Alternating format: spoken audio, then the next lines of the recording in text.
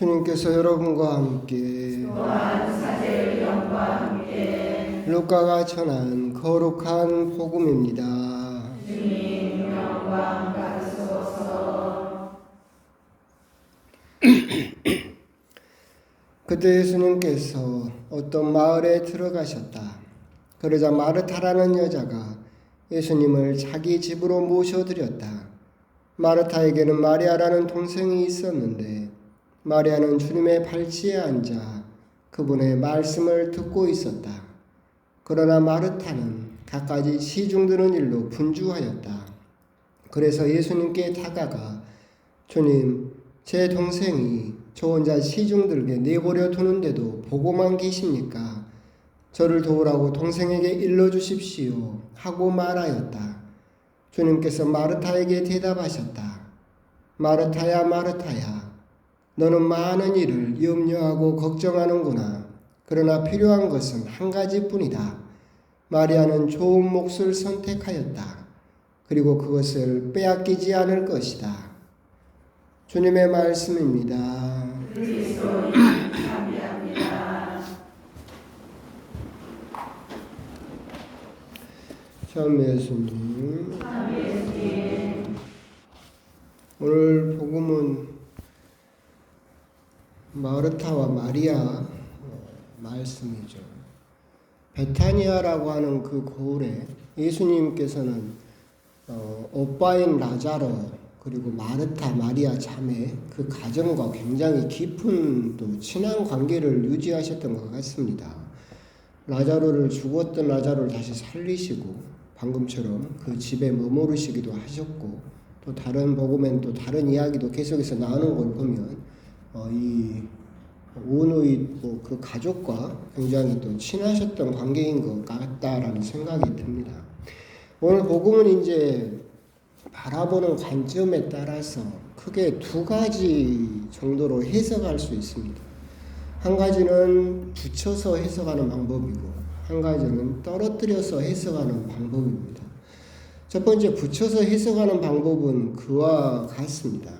그 첫 번째 해석에서는 우리가 이 복음을 읽으면 마르타가 동생 마리아를 질투하는 것처럼 그렇게 이해될 수가 있는데 첫 번째 해석은 그게 아니다라는 해석입니다. 붙여서 해석하는 거죠. 거기에 대한 힌트는 이와 같습니다. 마리아는 주님의 발치에 앉아 그분의 말씀을 듣고 있었다라는 구절과 뒷부분에서 예수님께서 너는 많은 일을 염려하고 걱정하는구나 라고 말씀을 하십니다. 너는 질투하고 있구나 또는 시기하고 있구나 라고 말씀하시지 않고 염려하고 걱정하는구나 라고 말씀을 하고 계십니다. 이게 이제 그렇다면 어떻게 해석이 되느냐라고 한다면 첫 번째, 주님의 발치에 마리아가 앉아 있었습니다. 그 당시 예수님 당시에 랍비들 그리고 스승이라고 칭해지는 사람의 발치에 앉을 수 있는 사람은 남자뿐입니다. 남존 여비 사상이었고 굉장히 가부장적인 사회였었기 때문에 스승이라고 친해지는 그 랍비 발치에 앉아서 그 말을 듣고 그 당시에는 구두로 가르쳤거든요. 랍비들이. 그렇기 때문에 그 말을 듣고 배울 수 있는 사람은 제자, 남자에게만 허용되던 일이었죠. 그렇기 때문에 사도 바오로도 뭐라고 이렇게 이야기를 하냐면 랍비 가물리엘 발치에 내가 배운 사람이다라고 이야기를 하고 있죠. 근데 이 마리아는 여자죠. 예수님 발치에 앉아 있어요. 그리고 다른 복음서 특히 루카 복음을 보게 되면 이 마리아는 죄인으로 나옵니다. 베타니아에서 예수님께서 십자가를 앞두시고 있을 때 한 여인이 눈물을 흘리면서 예수님의 발을 머리카락으로 닦고 그 머리에 향유를 발라드리면서 우는 여자가 나옵니다. 그 여자가 마리아였는데 루카 복음에서는 그 여자를 죄인이라고 칭하고 있습니다. 그러니까 이제 생각을 해보면 그렇잖아요. 제자들 입장에서 보면 저 여자가 누군지 알죠.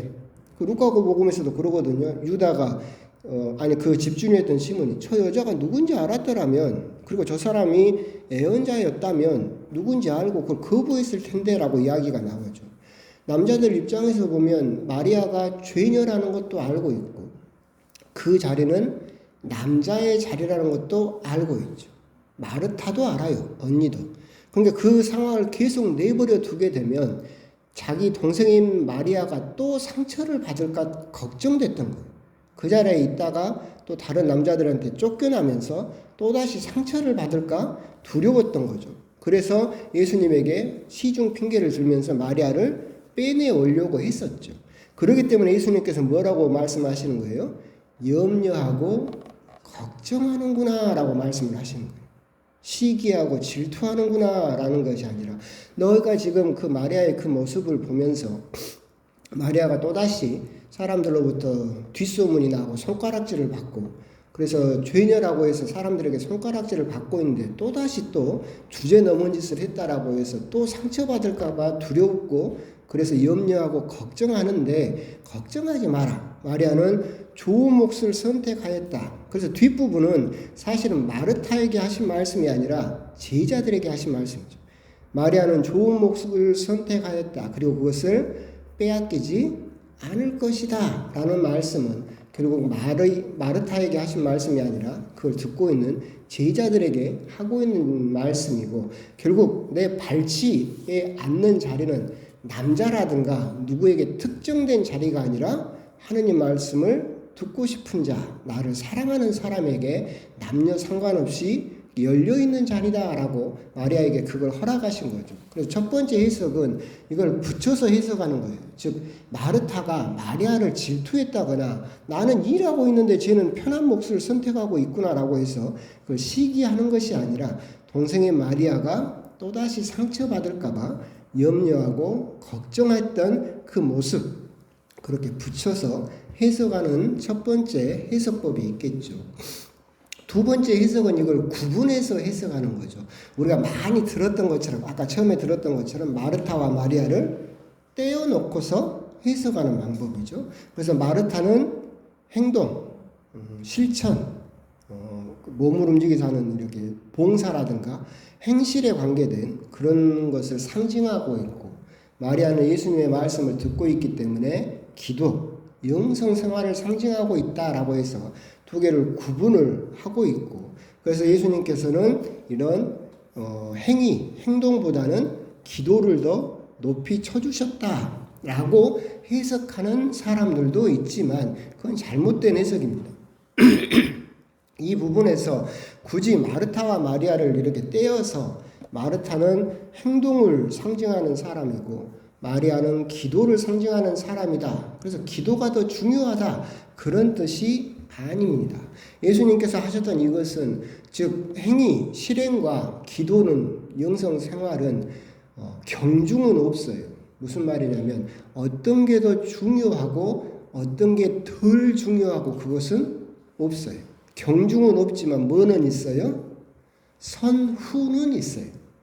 뭐가 먼저 이루어져야 되고 그리고 나중에 이루어져야 되는 선후는 있다. 즉 기도와 실행은 경중은 없지만 선후는 있다. 호흡과 같아요. 들숨과 날숨이죠. 호흡은 하나로 이루어져 있죠. 여기서 덜 중요한 거 있어요? 없어요. 들숨도 중요하고 날숨도 중요해요. 한 가지만 빠져도 우리들은 죽죠. 경중은 없어요. 선후는 있어요. 들숨과 날숨 중에서 뭐가 먼저 이루어졌을까? 들숨이죠. 숨을 들이마셔야만 다시 내쉴 수 있는 거죠. 기도는 그렇게 에너지를 안으로 축적하는 행위가 기도예요. 그러기 위해서 에너지를 안으로 영적인 에너지를 품고 그걸 다시 내뿜는 것이 뭐예요? 행동이죠.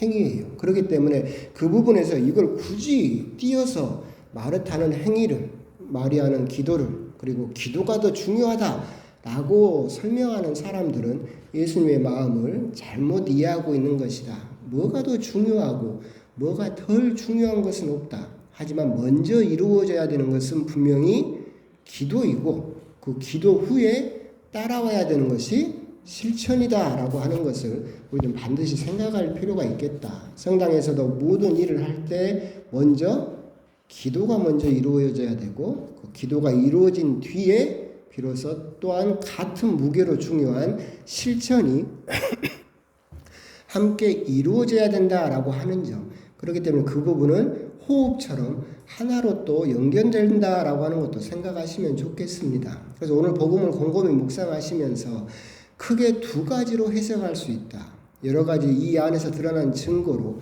마르타가 마리아를 이렇게 질투한다거나 시기한다거나 그런 것이 아니라 하나로 연결지어져 있고, 마르타와 마리아는 그렇게 서로 걱정하고 염려하는 사랑하는 관계로서 들여다보는 그런 시점이 있고, 굳이 그걸 또한 분리해서 묵상을 하고 싶다라고 한다면 실천과 기도는 결코 따로 분리될 수 있는 것은 아니다. 하지만 우리가 영성생활이나 신앙생활을 하면서 생각해야 되는 것은 항상 먼저 기도가 이루어져야 된다. 호흡도 들숨이 먼저 이루어지고 나서야 날숨이 이루어지는 것처럼 기도 없이 실천만 가지고 이루어지는 것은 사회에서도 다 그렇게 할 수 있다. 하지만 하나님을 믿는 사람들은 먼저 숨을 들이쉬는 기도가, 즉 선후는 있다라고 하는 점, 그런 점을 또한 묵상할 수 있겠고, 그래서 오늘 복음을 보시면서 두 가지 관점 중에서 나는 이 관점이 더 나에게 맞다라고 생각이 드시면 그걸 가지고 한번 곰곰이 또 묵상을 해 보셨으면 좋겠습니다. 아멘.